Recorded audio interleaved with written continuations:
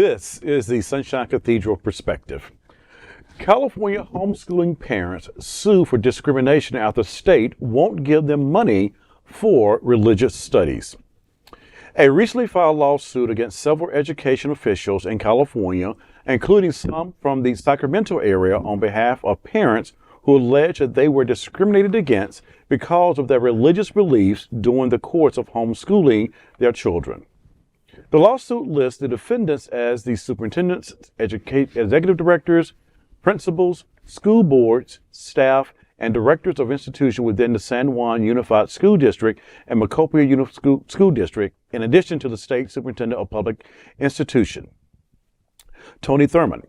Plaintiffs of the lawsuit are listed as parents Juan and Breanna Woolard, Hector and Diana Gonzales, and Carrie Dodson, who say they are devout Christians raising school-aged children whose Christian faith is central to their identity and worldview. According to the California Department of Education, the independent programs give parents expanded choices in the types of educational materials that they are available within their public school system. It also gives parents access to state funds that are available to be used for curriculum materials, individual classes at some private schools, and extracurricular activities. The lawsuit alleges that charter schools in the Sacramento and Maricopa areas discriminate against families who choose to homeschool their children with faith-based curricula by allowing their parents to use state money to purchase school materials and classes that have religious perspective. Get thee to a public school. Right. I was raised in a public school system. I enjoy it. I appreciate it. And then I went to church on Sunday, and that's where I was shaped around my religious views, my worldviews around religious stuff. And I appreciated that whole being in the public school system. I can understand if you're in some isolated area, which I can't imagine you not having access to some form of public school. But this, to me, get to public school. And the problem with the homeschooling that I have is that when homeschooling continues like this, that takes money away from the public school system, because then they're even having to fund both, and that means lower teacher pay, lower classroom situation, the number of school maintenance that can happen, the number of schools that can be rebuilt, because now we have to fund someone's homeschooling program. And I think that is a shame to those who really, really rely and cannot afford to be homeschooled. And this is taken away from a much larger education system that I think needs to be reversed really nationwide. And there's just no such thing as we live where there's no school. Schools are like post offices. You're just going to find them no matter where you look. And we're from way out. We're from places that Jehovah's Witnesses haven't found yet. But we went to school. You know what I mean? So there's that. But also, I think, this is true in Georgia, where we have a niece. You're a niece. Who teaches. Like, she is a teacher for the homeschooling program. So. But it's part of the school system. So for people who, for whatever reason, maybe their kid has ADD or, whatever, they choose homeschooling.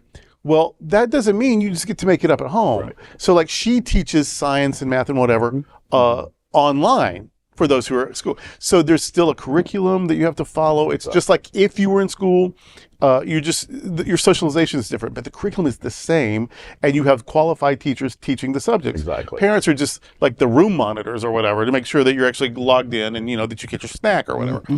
And Florida has a program like that. So you can do public education at home. But it's still structure. But you're still getting the public school education. Well, guess what? Your dogma and doctrine and creed and scripture ain't part of the public school curriculum. It just isn't. And so if this was your way of trying to get cheap parochial school, well, you've just been busted out. That's all. You were trying to be sneaky. You were trying to be shady. So either find the coins to send your kids to parochial school, or if you're homeschooling, it's still public school, follow the rules. My tax dollars don't need to pay for your kid's catechism class. No, just absolutely no. And if the school day is from 8 to 2, at 3 o'clock, feel free to have your own little private Bible study. Just go ahead. Just family gather around the table, and I'm going to tell you some mess and some BS that contradicts the science we just learned an hour ago. But no, it doesn't get to be part of the curriculum. It just doesn't. I think that's the easiest part of the answer. We raised one of our grandchildren, And we always said to him, there are consequences for your behavior. Good consequences, bad consequences. These families have decided that they want to raise their children and teach them at home.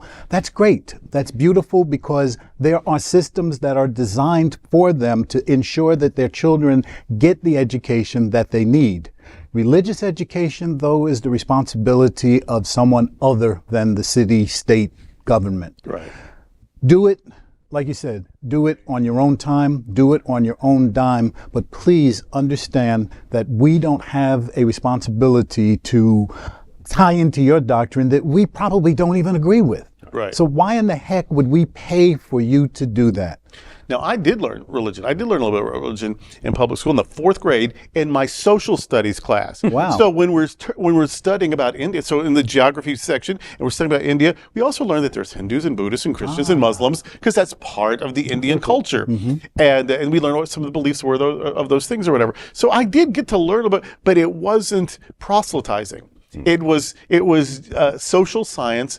There are people who live in this part of the world, and they believe these things. We learned about the Pitjara people, indigenous people in Australia, and some of their spiritual beliefs or whatever. And then in English, we learned ancient Greek mythology as literature. That's true. And then of course when we read about the Transcendentalists, which is a philosophy, and so you get it, but you don't get it like a track trying to convert people. Right. So, yeah, to be an educated person, you need to know that there are Hindus in the world, and you need to know that, there are Muslims in the world.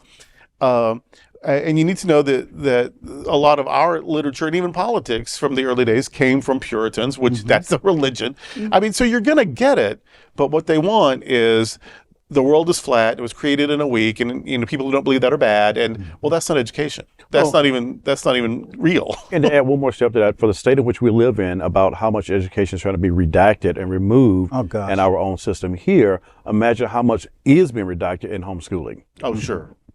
So just to compare that, it's probably even less awareness that will even be presented that there's just more than one race. Yeah. Talk about grooming. Yeah. And they want it on the public dime. Yeah. Yeah. Next up, we are excited to tell you about our adventure with our Global Fellowship. In 2024, we'll be going to where the hills are alive as we explore Austria and Alpine Europe for Gay Oktoberfest. Space is extremely limited, so make sure you go to happeningout.travel/sunshine to reserve your space now. Would you like to join the Queer God Squad on a special winter cruise in 2024? Well, now you can. You will visit Cozumel, Mexico, Grand Cayman, and Ocho Rios, and you can even add an open bar and Wi-Fi. Join us by going to happeningout.travel/sunshine.